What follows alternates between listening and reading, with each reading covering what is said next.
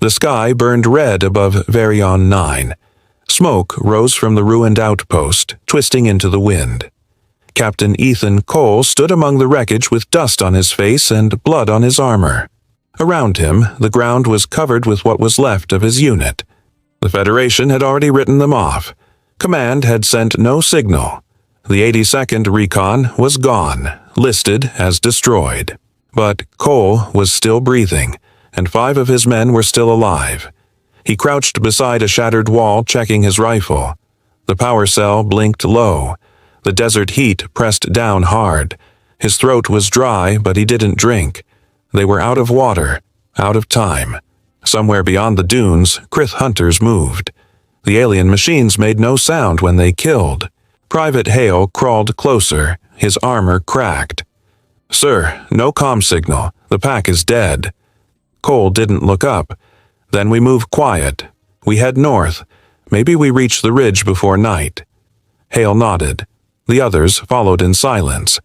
Every step felt heavy. Each one of them had seen friends die here. The sand was dark with burnt metal and human ash. Above, 2 suns burned low, turning the world into a red storm. They reached the edge of a destroyed transport, half buried in sand. Cole signaled a halt. He climbed inside the wreck, searching through twisted steel. Inside, he found a dead pilot still strapped in. The pilot's eyes were open, staring at nothing. Cole pulled the dog tags and placed them in his pouch. He turned to leave and froze. A faint sound hummed in the air. It was not wind. It was cleaner, colder, a search drone. Cole dropped down and raised a fist. Everyone hit the ground. The sound grew sharper. A Krith sensor unit hovered above the ridge, scanning. Its blue eye pulsed as it searched the sand. Cole's hand went to his rifle, but he didn't fire. One shot would bring 100 more. Hale whispered, "It sees heat, sir. It'll find us." Cole scanned the wreck. He pointed to the open cargo bay. "Inside. Now." They crawled fast, sliding into the shadows of the transport. Inside it was dark and hot. The air smelled of burnt oil. They hid beneath broken panels, barely breathing. The hum grew louder until the whole hull vibrated. A bright beam of blue light swept across the sand outside, then passed over the metal above them. Hale's hand shook. He started to whisper something, but Cole placed a hand on his arm. "Stay still." The beam paused. The drone's scanner whined higher, picking up traces of movement. Cole's pulse hammered in his ears. The blue light drifted closer to the open bay. Another second, and they would be seen. Cole moved slow, raising his rifle. He aimed through a crack in the hull. The drone's blue eye came into sight. He fired once. The shot cut through the silence like thunder. The drone exploded in a flash of white light, crashing into the sand. The blast wave rolled over the wreck, shaking it hard. "They heard that," Hale said. Cole didn't answer. He stepped out, watching the smoke rise from the destroyed drone. In the distance, across the dunes, he saw shadows moving. Dozens of them. The Krith were coming.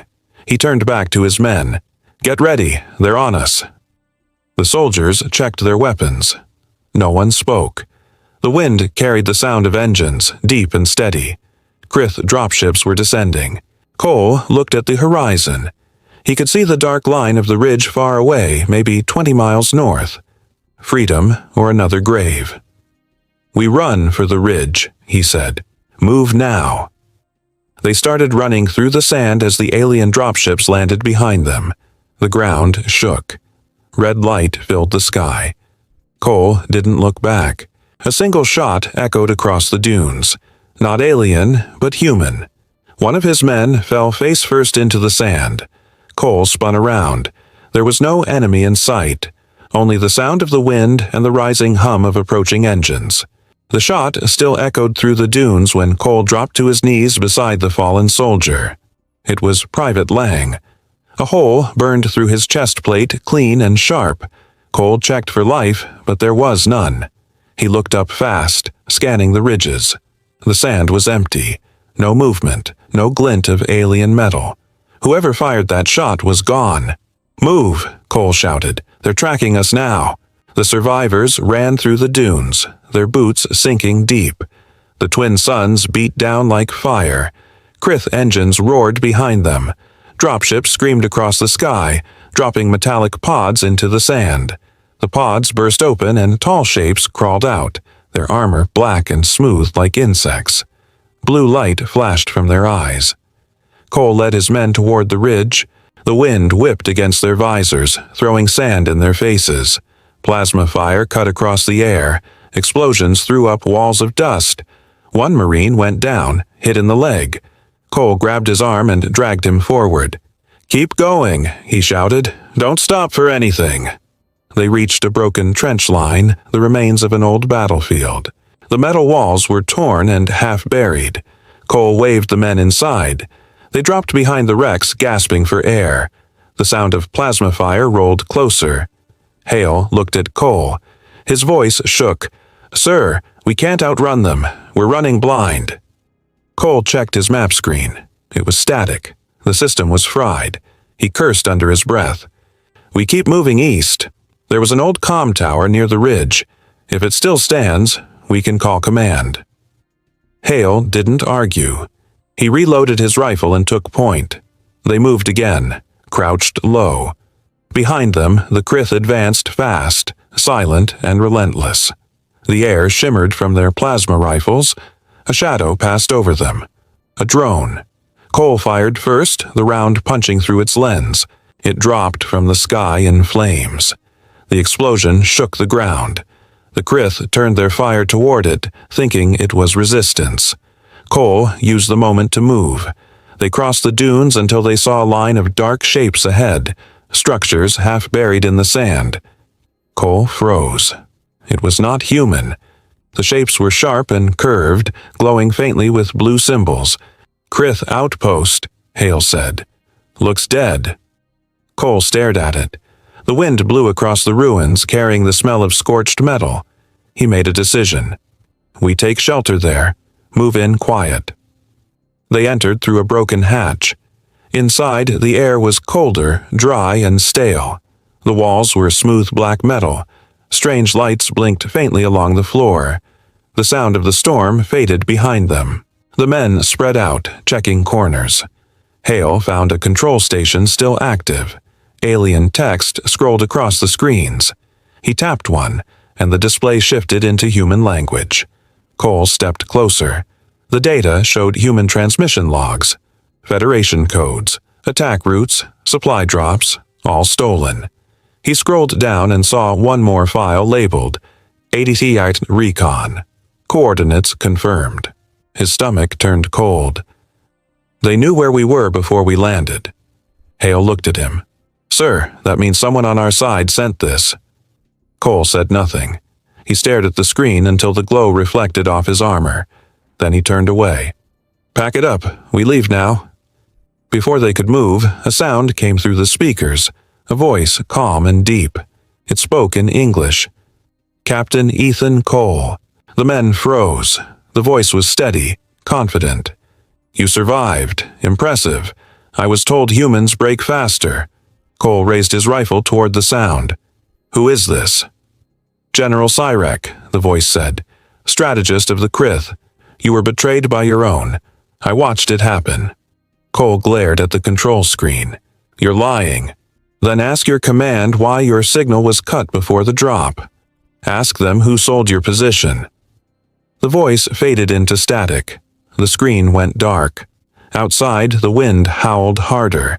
The building trembled. Hale whispered, "Sir, what do we do?" Cole stared at the blank screen.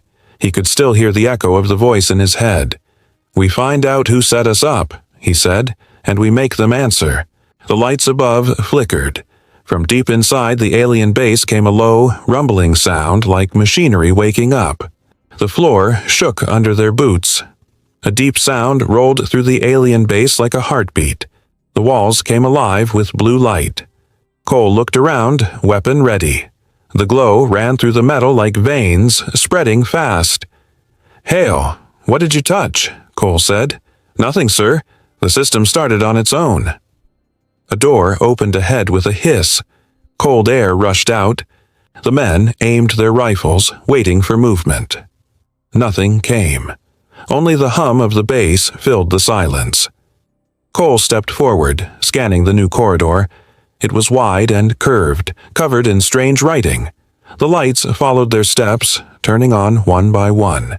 The deeper they went, the stronger the sound became. It felt like the base itself was breathing. They reached a central chamber. At its center stood a tall device covered with cables and alien symbols. It looked like a communication tower, half organic, half machine. The screen flickered, showing a shifting face that looked almost human, but wrong. Its eyes glowed blue. "Captain Cole," the voice said again. "It was Cyrek. You entered my house. That shows courage, or desperation." Cole aimed at the screen. "You said we were betrayed. Prove it." The image changed. It showed a Federation warship, the command carrier Dauntless. A file opened beside it, marked with the Federation emblem. Then came a recording, Admiral Pike's voice. "Send the 82nd Recon ahead. They'll draw enemy fire. If they fail, it buys us time to move our main force." The message ended. Cole froze. His grip tightened around the rifle. "You see," Cyrek said, "your leaders trade lives like numbers. You were never meant to survive." Hale cursed under his breath. The others looked at Cole, waiting for his command. His face was blank, but his eyes burned. He turned away from the screen. "We're leaving," he said. "Grab what you can. We bring this data back to command." As they started to move, the chamber lights turned red. The walls shifted, closing off exits. Cyrek's voice echoed again. "You are not leaving, Captain. You are the message." Panels in the floor opened. Mechanical drones rose, tall and sharp-edged, their arms glowing with plasma. Cole shouted, "Positions!" The Marines opened fire. The sound filled the chamber. Sparks and smoke burst across the walls. Drones fell, but more crawled out. Hale threw a grenade. The explosion tore through them, sending pieces of metal flying. Cole pushed forward, leading his men through the smoke toward the far corridor. The floor trembled as more drones poured from the walls. Cole turned and fired until his rifle clicked empty. He grabbed a fallen alien weapon and kept shooting. The energy blasts were wild but powerful. He cut through the last drone and ran. They reached the exit and sealed it behind them. The hall fell quiet except for their heavy breathing. Cole looked back once, then smashed the control panel. "We can't go back," he said. "We take the ridge and send this data home."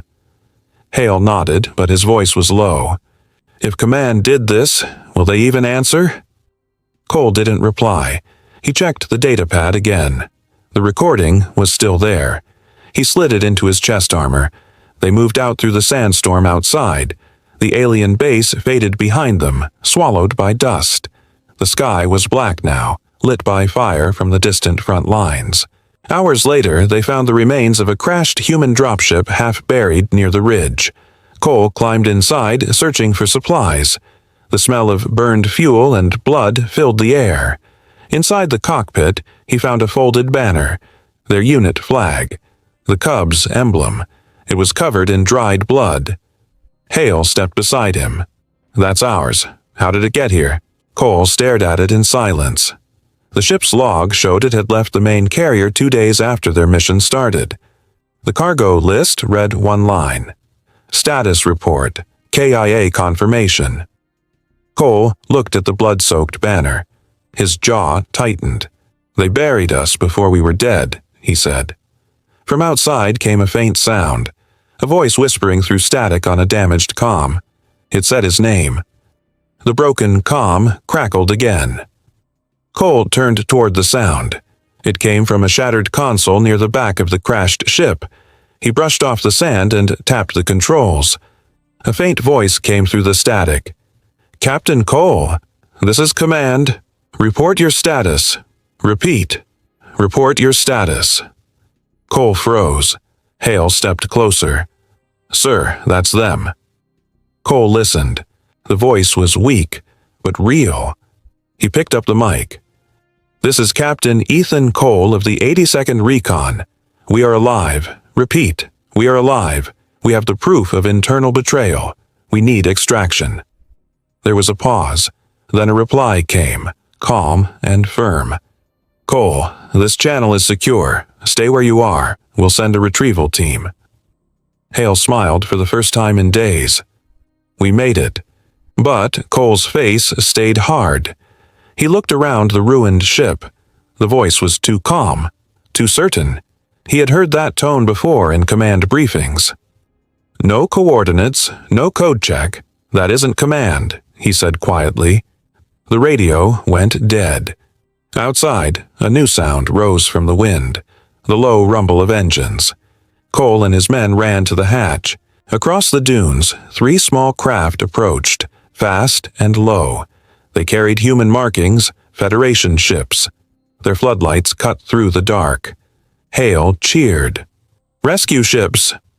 Cole didn't move. He watched the lead craft land. A squad of soldiers stepped out, armor shining, weapons ready.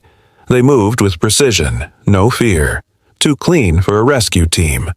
Cole raised his rifle. "Hold your ground." One of the soldiers walked forward, his visor reflecting firelight. He spoke through the helmet.